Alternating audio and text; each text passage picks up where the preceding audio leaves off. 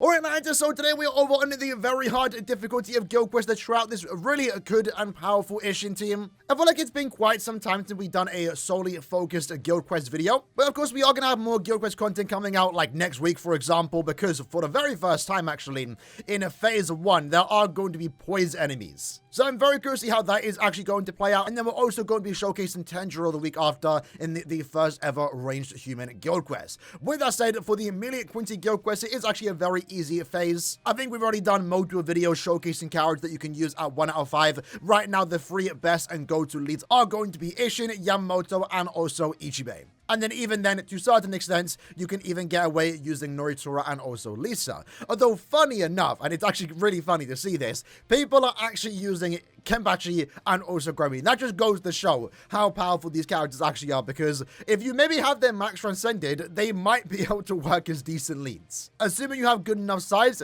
you might be able to brute force your way through it. When it comes to also played characters, this week is definitely lacking. We don't have like really good characters here, but we can work with what we do have. One of your best normal attack damage characters that you can use here is of course going to be Grimmjow. I don't have him, so I can't really use him. But then again, with my particular team, you don't really need to do that. So first up, we're going to be using ISSHIN. He is going to be using a fortification pill, T-set, and also QUINCY sticker. That is now a thing. Last time this GQ was here, we didn't have those.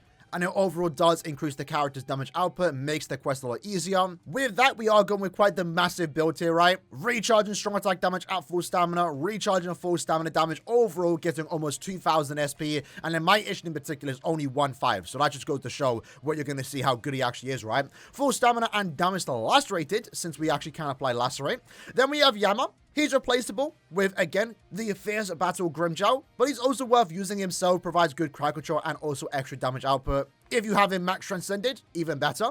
In this case, we're going to be using a fortification pill, T-set, and also QUINCY sticker, and then going with a similar build, giving him as much SP as possible, recharge, full stamina, strong attack damage. Again, mind max transcended with full stamina and damage to lacerated enemies. And then lastly, we are going to be using Shuhei with, most importantly, the Mugetsu link. Now, Shuhei in particular, because he only buffs mind attribute Soripers and not the mind attribute as a whole, it does mean that his team buff stacks with Mugetsu's, which is a universal team buff to any character. And that goes for both Yama and also ISSHIN. Alongside that, most importantly, he also gives our mind characters, more so ISSHIN, 40% more damage to any enemy that is inflicted with a status omen. So that allows our ISSHIN to only do insane levels of damage, but just do even more insane levels of damage, right? And let's say, for example, you don't have ISSHIN, you can do the exact same thing. Again, we have a whole video dedicated on it.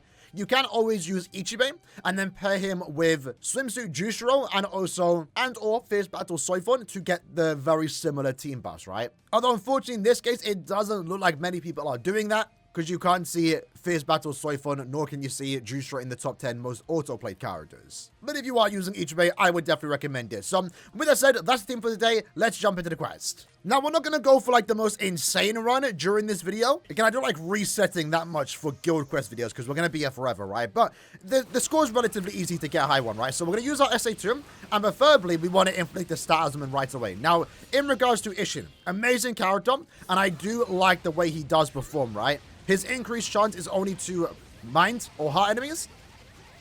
And that makes him a lot more enjoyable whenever you are going against enemies when you don't have killer, right?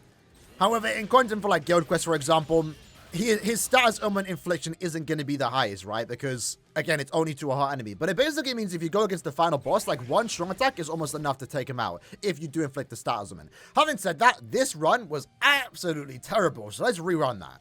Right, now we're going to lock in, right? So we're going to instantly flash step forward, use our SA2 to best increase the chance to inflict the status omen. Seems like we're unlucky here, but lucky Yama's coming through. Maybe we can follow suit. This is like, what is going on? How is taking so many strong attacks? I haven't inflicted status omens once. I guess let's solve them now. And then you'll see our damage pick up. I've been doing a lot of runs this morning, and like, it's been so easy to get a status omen. And in this case, right now, but then again, even... you can see that the SA3 basically nukes, right? Even in a very bad run like that, where we didn't get a status proc for like the first 3 bosses until we used our Soul Bomb, ISSHIN still was able to clear in what, 15 seconds? I mean, for many people, that's still a good run. For us, though, it's kind of a bad run. They just got unlucky. So let's try that once more. But I do like showcasing some bad runs, right? Runs that don't always go your favor. Because sometimes, you know, to get a really good run, it is going to take some extra resets. More than one attempt. So let's go in again. Flash step forward, SA2. Can we get a stat? Does it not want to work today? It's like, what is going on? Maybe Yama's getting the status proc. I mean, we got a proc there, so we'll take it. That still works out. Let's use our Soul Bomb and then SA3. All we really need for the final boss is our SA3, right? And again, that comes back in time.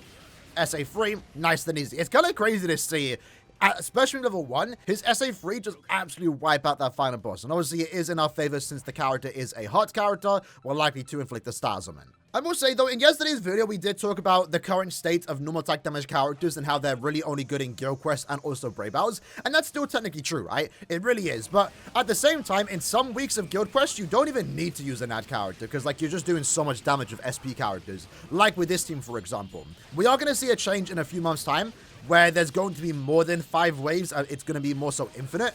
And maybe normal attack damage characters can have a place there. Or more so not have a place, but shine, excel more in that type of content. But even then, it doesn't look like, at least with this team, ISSHIN or Yama is slowing down anytime soon. Even if there were like 10 bosses, Yama and ISSHIN would still basically one-shot. Alright then, so with that said, let's go ahead and flash step forward. Positioning was kind of good there. Everyone kind of grouped in together. Didn't get a status proc, but we can potentially come back with this. We at least do get it on Bambietta, so that's not too bad. Now, for stage 3, when it gets Iban, you can choose to use your SA2 and SA1. Or you can use your Soul Bomb. It really depends on what you're feeling, right? In this case, let's just go ahead and use our SA1. And then we combo the SA2. Down with the SA1. There we go. Time's looking good. And hopefully, we kill one strong attack. And that's how you get a very easy 50-second clay time with this particular team. And I think Yama doesn't even need to be 5-5. Honestly, ISSHIN does all the legwork. It's probably like a super easy, consistent 50-second team as long as, you know, ISSHIN wants to inflict star elements. You definitely can get further. You can get upwards to 52. I got very close to 53 with this team. But you just got to make sure everything is going well. In that case, we didn't get a status proc right from the get-go. We weren't, like, super efficient. But regardless, this team is, like, very easy. 50 seconds remaining, right? But let's try that once more to see how it does go, just to show that it is consistent. So, very lucky status proc there. You can see the SA2 almost guaranteed to inflict it. SA3 takes out Bambietta really quick. Let's Soul Bomb into the 1. Run's looking quite good here. As long as the SA2 can kill fast too. There we go. Unfortunately, this could have been like a new PB maybe. But you see there how the run basically got ruined right at the end because one enemy didn't get dragged into the vortex. If anything, that could have been a very easy 52-second remaining. But just to show another example, this was the best run that I was able to record. Again, I did get higher than this, but SA2 into the SA1. I don't think the SA2 inflicted a stat amount right away, but we were able to kill Bambietta in one strong attack free. We Soul Bombed on Iban. It just feels very smooth used from this team, by the way. And then the SA2 there, I didn't kill as fast as you'd want it to, but it was still good enough. It grouped everyone in, and then I had to wait for my SA3 to come back in time. That's kind of what held us back a tad bit, but you can see there, super consistent on the final boss at the very least. You basically almost guaranteed the one-shot. And then with that, 52-second run, basically. But again, this team can get higher, around 53. And you can see here, this run only took me like 8 minutes, 9 minutes to get. But there you have it. That is how ISSHIN does perform in the very hard guild quest. Maybe you recently pulled in when you returned. Last time this quest was available, things were different, right? Now we have access to the QUINCY killer stickers, where we can get a tad bit more damage output. And then we also have access to the team party buff that Mugetsu Ichigo does give.